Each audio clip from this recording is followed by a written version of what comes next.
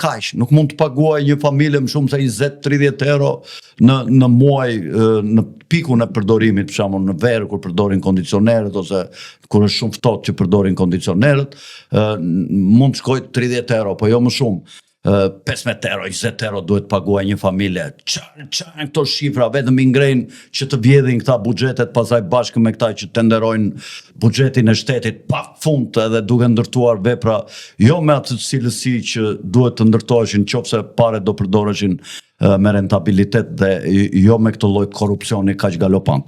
Pra,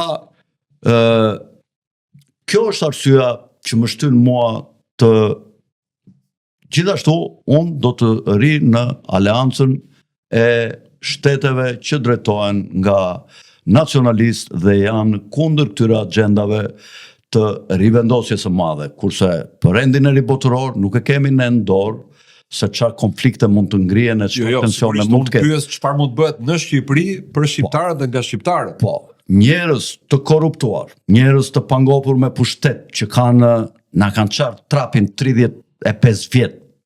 Dëgjojmë zërin e tyre më shumë se zërin e babait dhe të nënës në televizion, që ka fëmijë që kanë lindur në vitin 88 dhe që 5 vjeç kanë dëgjuar Berishën, vazhdojnë dëgjojnë akoma Berishën, ose edhe Ramën që ka qenë në 97, në 88 kur ka hyrë ministri kulturën politike, s'largohet të pangopur me para, me pushtet. Si mund ta zgjidhësh këtë?